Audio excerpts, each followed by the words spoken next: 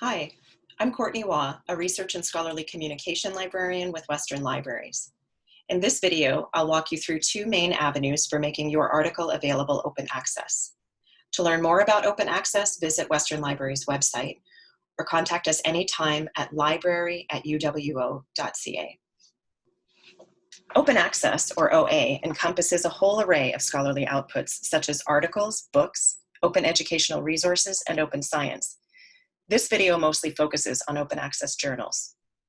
Two key things we want you to remember about open access are that it's free to access and free to use and reuse. Overall, you want to make sure people can find your work when you share it and keep some control over how it is shared. When we say open access is free to access, this usually refers to full open access publishing in a fully open access journal or sharing a copy that's published in a subscription access journal. Free to use and reuse can mean you keep your copyright or you negotiate to retain certain author rights when signing on with a publisher. There are several reasons why we support open access publishing. It removes access barriers for readers. Publicly funded institutions shouldn't have to pay to access publicly funded research. Authors maintain copyright and control over their work. It reduces global and social inequities, such as for authors and readers from developing countries. It challenges publisher profit motives. It puts academics in charge instead of publishers. It fulfills funder requirements for the tri-agencies such as NSERC, CIHR, and SSHRC, who require open access. And open access makes your work more visible. More people will read, share, and cite your work if it's openly available. If you publish open access, it helps to set open access as a norm for publishing. There are two main ways you can make your work openly accessible, either by publishing in an open access journal or by sharing a copy of your article. First, let's go over publishing open access through a journal. There are two types of journals: subscription access journals and open access journals. Subscription journals don't provide open access, but there are ways to make individual articles open access, and we'll get to those later. Subscription journals get money for their operations by charging universities for access. OA journals still have costs involved in publishing research, but because they're free to read, they don't get that money from subscriptions. One way that open access journals get money is through article processing charges, or APCs. These are fees that the author pays before the work is published in the journal. But actually, most open access journals do not charge APCs.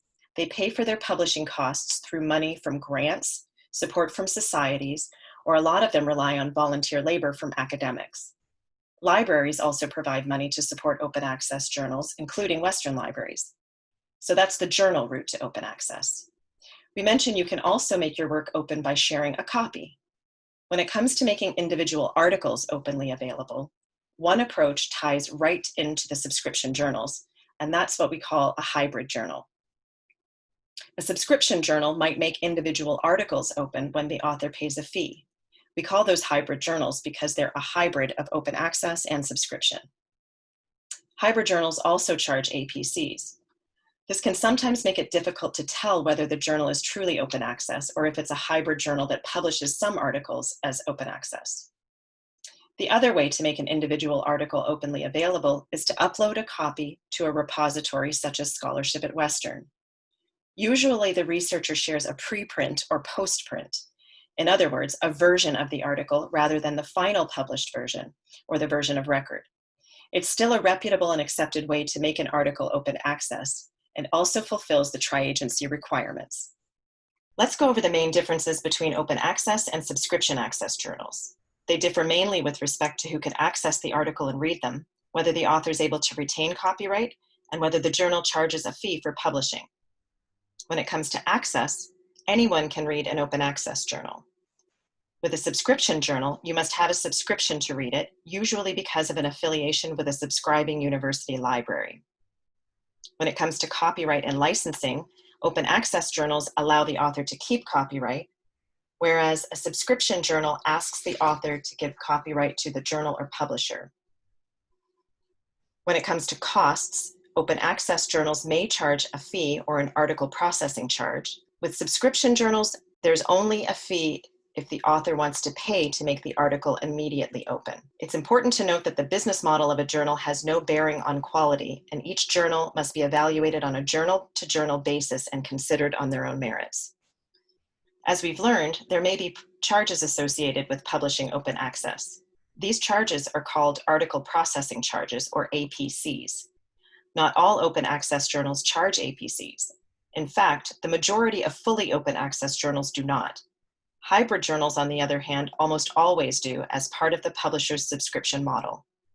Western Libraries offers financial support to publish open access. For more information, contact library@uwo.ca.